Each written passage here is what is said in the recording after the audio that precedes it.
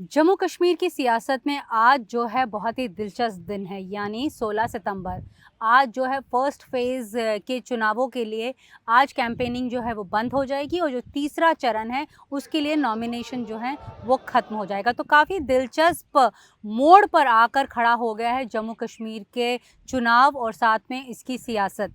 आज हम कश्मीर की चुनावी डायरी पे इस पर ही चर्चा करेंगे कि आखिरकार जो 90 सीट्स पर चुनाव हो रहे हैं, उसके बाद जब नतीजे निकलेंगे तो किसके हक में जाएंगे? क्या नेशनल कॉन्फ्रेंस के हक में जाएंगे, जैसा कि लोगों का वहाँ पर जो है एक रुझान बता रहा है, या फिर से एक बार फिर मिली-जुली सरकार या फिर खिचड़ी सरकार जो है वो वहाँ पर उभर कर सामने आएगी, जैसा कि 2014 में हुआ था, क्योंकि पीडीपी और भारतीय जनता पार्टी ने तब मिलकर सरकार बनाई थी। हालांकि तब से अब तक जो पीडीपी है वो उसके लिए अपना जो ज़मीन है खो चुकी है, क्योंकि लोग अभी तक उसको ब्लेम करते हैं कि वो भारतीय जनता पार्टी को वहाँ जम्मू कश्मीर के दरवाजे पर लेकर आई। बहरहाल, तो इस बार कौन कौन हो सकते हैं किंग मेकर? सबसे पहले जिक्र हम कर लेते हैं पीपल्स कॉन्फ्रेंस का। ये पार्टी जो है 5 दशक पहले बनाई गई थी। अब्दुल गनी लोन ने पीपल कॉन्फ्रेंस बनाई थी। उनके बेटे जो हैं वो सज्जाद लोन अभी इसका कार्यभार देख रहे हैं। जब मिलिटेंसी का दौर था जम्मू कश्मीर में, तब पीपल्स कॉन्फ्रेंस ने कभी जो है वो चुनाव नहीं लड़ा, जिसके चलते उसका जो सिंबल है वो जो है वो ख़त्म हो गया था। इलेक्शन कमीशन ने उसका जो सिंबल है उसे ले लिया था। लेकिन उस अब जो है उसकी फॉर्च्यून्स फिर से बदल रही हैं, क्योंकि 2014 का जो असेंबली का इलेक्शन था वो सज्जाद लोन ने हंदवारा से जीता था। उसके बाद उन्होंने पीडीपी और भारतीय जनता पार्टी की सरकार को समर्थन भी दिया था।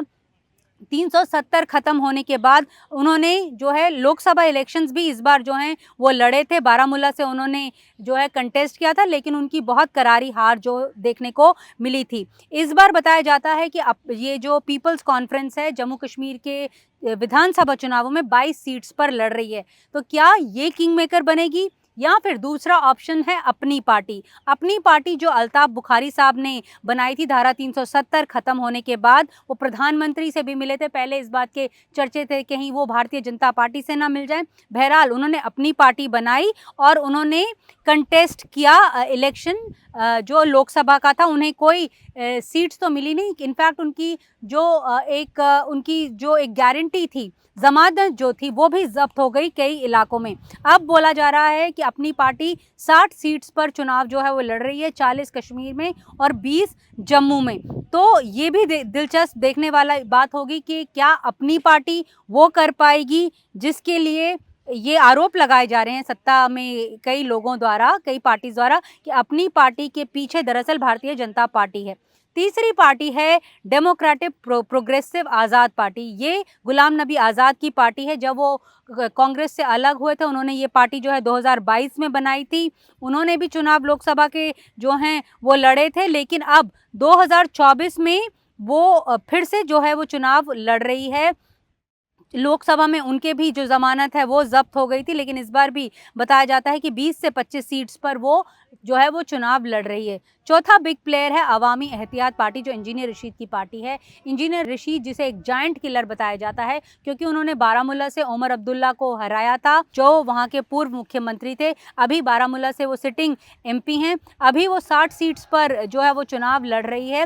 दिलचस्प बात यह है कि जिस तरह से सत्ता के गलियारों में हेर फेर हो रहे हैं, एक नया ताज़ा हेरफेर हमने रविवार शाम को देखने को मिला था, कि जब ये खबर सामने आई थी कि जो जमात है और एआईपी यानी अवामी एहतियात पार्टी इंजीनियर रशीद की जो है उनका अलायंस हो गया, दोनों एक दूसरे को सपोर्ट करेंगे। साउथ में जो बताया जाता है कि जमात का जहां पर होल्ड है वहां पे एआईपी उसको सपोर्ट करेगी, और नॉर्थ में जो है जमात एआईपी को जो है वो सपोर्ट करेगी। इसके चलते जो तिगड़मबाजी होगी शतरंज की, उसमें जो खेला जा रहा है खेल, सियासी खेल खेला जा रहा है, बताया जाता है कि नेशनल कॉन्फ्रेंस को नॉर्थ में और पीडीपी को साउथ में जो है बहुत नुकसान झेलना पड़ सकता है। ऐसे में हम ये भी चर्चा कर लेते हैं कि जैसे 2014 में हुआ था कि हंग असेंबली आई थी, तो क्या इस बार भी हंग असेंबली आएगी?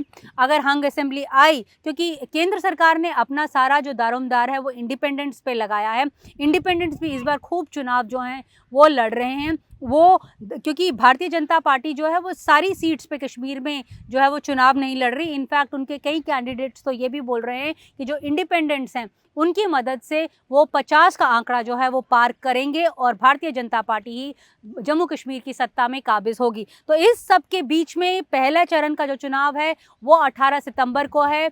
हम यही उम्मीद करते हैं कि लोग ज़्यादा से ज़्यादा मात्रा में जो हैं वो वोटिंग के लिए आएंगे। जैसा चुनाव आयोग कहता रहता है कि लोगों को खुलकर जो है इलेक्शन में पार्टिसिपेट करना चाहिए। उसने भरोसा भी दिलाया है कि इस बार फ्री एंड फेयर इलेक्शन होगा।